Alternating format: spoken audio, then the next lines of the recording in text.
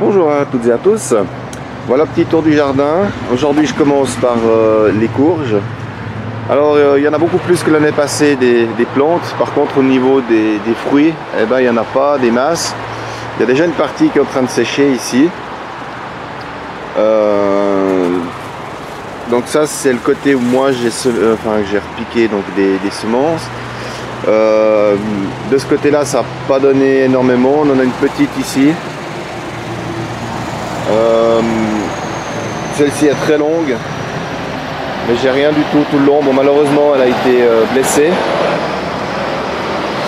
Là elle est en train de refaire plein de fleurs là, mais voilà, pour l'instant sur celle-là il n'y a pas de fruits. Donc et là il y en a une qui est déjà en train de sécher. Donc ça c'est pour rappel celles qui se sont semées toutes seules. Donc c'est des graines qui sont retrouvées dans le compost. Et là du coup de ce côté là dans le compost il n'y a même pas de fruits. Là on en a une toute petite ici, mais alors elle est vraiment petite. Là-bas au fond on en a une qui a déjà le pédoncule qui commence à jaunir, donc elle va pas venir beaucoup plus grosse. Ici j'en ai une ou deux, voilà, mais elles sont vraiment pas énormes comparées à l'année passée.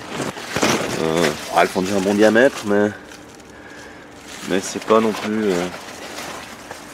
exceptionnel. Bon, c'est pas encore fini, hein, elle continue. Il y a encore des fleurs, ça butine. Donc bon, on va garder espoir, mais c'est pas cette année qu'on va battre des records au niveau des courges. Voilà ici les aromatiques, donc ça a extrêmement bien pris, hein, comme dans la dernière vidéo. Au niveau des basiliques, de la menthe coréenne, de la pimprenelle. Même le persil là qui est bien reparti. Voilà, la menthe. Là on a encore des basiliques. Alors les courgettes elles ont extrêmement bien donné, on en a énormément et là ça continue, hein, encore quelques courgettes qui poussent. Au niveau des cornichons ça a donné aussi énormément, on en a je sais pas combien. Ici on a encore les courgettes rondes. Ça donne toujours, ça aussi on en a eu, on a arrêté de les compter. Là aussi au niveau des pâtissons, là ça commence à bien donner, on en a déjà récolté quelques-uns. Voilà, donc là les cornichons, hein, et ça continue à fleurir, il y en a encore plein. Là ici aussi encore des courgettes rondes. Là ici les courgettes longues. Celle-là, elle a un petit peu moins bien donné que la première, mais elle va pas trop mal.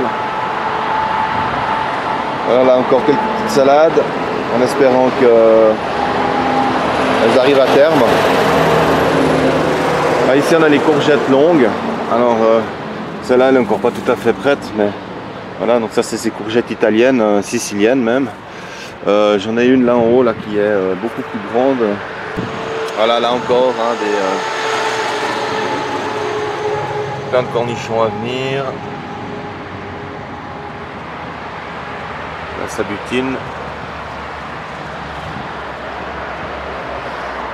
Ah, les tomates, alors là j'espère qu'elles vont rougir. Celles-là, c'est les cœurs de bœuf, elles étaient tellement bonnes l'année passée. J'espère que ça va aller. Les côtes de bête, alors on en a déjà passablement consommé. J'en avais fait tellement cette année que voilà. Mais il fait tellement chaud, elles sont déjà en train de partir en fleurs, malheureusement. Elles souffrent beaucoup du chaud, elles sont en train de jaunir malgré un arrosage assez important. Voilà, donc mais on en a déjà quand même passablement consommé. Ensuite ici les maïs, alors ils sont vraiment énormes. Je pense qu'on va pouvoir les manger. J'ai regardé un petit peu au niveau des grains, ils ne sont pas blancs, ils commencent à être jaunes. Donc je pense qu'ils doivent être bons. Là on va pas trop attendre. Une année j'avais trop attendu, ils avaient commencé à sécher sur l'épi. Donc je vais pas trop attendre. Là ici bien sûr toutes les tomates. Hein. Alors après j'avais mis des haricots à rames au pied des maïs. Alors là on a récolté aussi beaucoup de ces haricots à rames. Il doit encore y en avoir là, voilà, il y en a ici, là, on les voit. Voilà, donc, alors ça a été tellement lourd à un moment donné qu'ils se sont cassés. Mais bon, le maïs a continué à pousser, donc il n'y a pas eu de problème.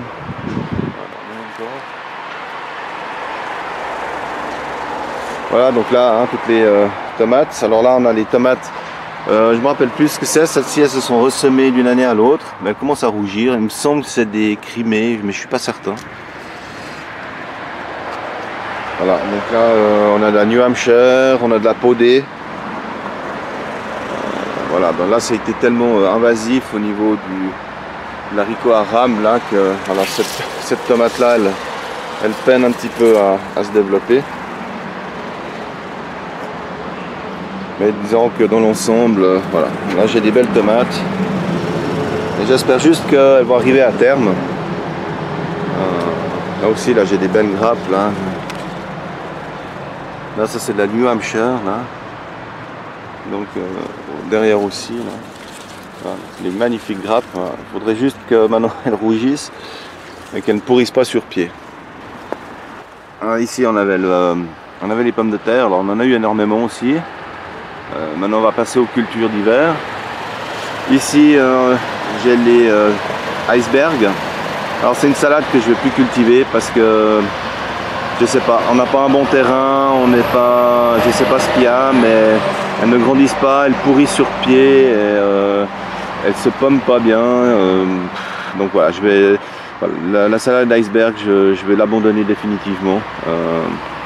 C'est pas une salade qui se plaît ici. Enfin, ça fait plusieurs fois que j'essaye et j'arrive vraiment à rien, quoi. Elles sont petites, les feuilles pourrissent, elles sont pourries à l'intérieur. Voilà, donc ça fait plusieurs années, chaque année c'est la même chose, donc je vais arrêter cette culture.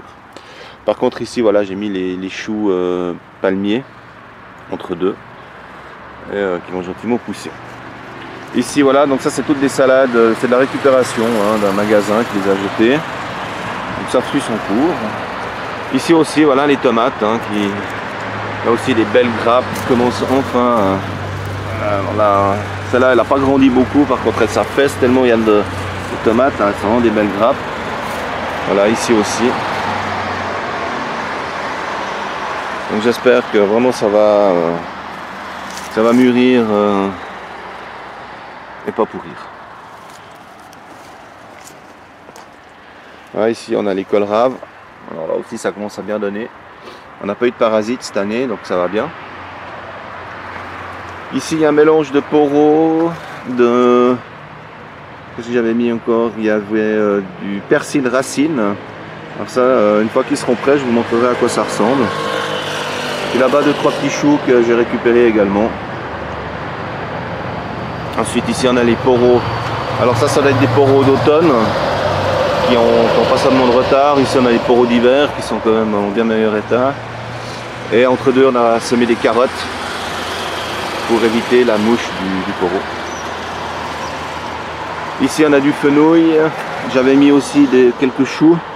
Mais bon, ça s'est fait bouffer. Alors voilà. J'ai aussi mis du poro là que j'ai récupéré. Je sais pas exactement lequel c'est. Donc là c'est un petit peu le carré surprise. On verra ce que ça donnera plus tard. Là ici toujours les carottes rouges. Ici les concombres. Alors ça commence enfin à donner. Celle-ci avait le pied qui était blessé. Elle commence à bien donner là. Ça va pas trop mal. J'en ai déjà cueilli quelques-uns sur cette plante. Je vous avais montré d'ailleurs une photo. Et là ça continue.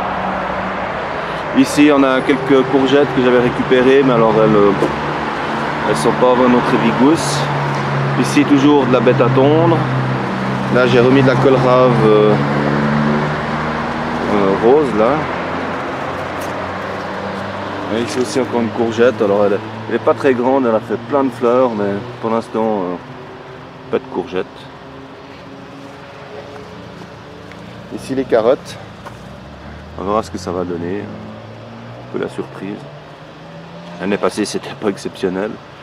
On verra cette année. Ici ben, on avait les haricots, ben, c'est la fin, hein, donc il n'y avait plus de fleurs, ça ne donnait plus rien. Mais on en a eu vraiment énormément. Donc là j'ai récupéré passablement d'haricots que j'ai séché. Là on a laissé encore quelques plantes, histoire que ça nous fasse quelques grosses gousses pour récupérer les graines et pouvoir les ressemer l'année prochaine. Cette année dans la serre, j'ai voulu faire une petite expérience. On parle tout le temps du monde sans les abeilles. Et dans la serre, j'ai quelques insectes qui viennent, mais pas beaucoup. Très peu, pas d'abeilles. Et vous allez voir qu'un monde sans abeilles, c'est catastrophique. On a une plante ici, donc c'est aussi un concombre. Alors il y en a un ici qui pousse. Mais si on regarde, il y a des dizaines de fleurs. Et quasiment aucun légume ne pousse. Il sèche sur pied parce qu'il n'a pas été fécondé. Voilà. Et il y en a toute la longueur. Alors il y en a de temps en temps, hein, parce que bien sûr il y a quand même quelques petits insectes qui viennent ici. Qui doivent juste suffire à polliniser. Mais autrement, voilà, c'est des dizaines de fleurs et plein de petits fruits secs, voilà, comme ici, je sais pas si on voit bien.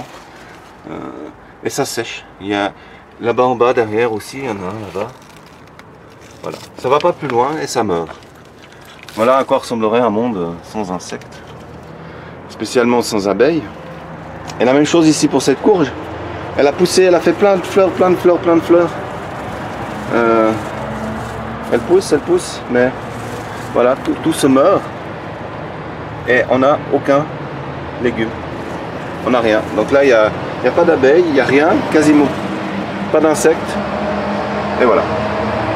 Donc si vous vous demandiez une fois à quoi ressemble un monde sans abeilles et sans insectes, et ben ça ressemble à ça.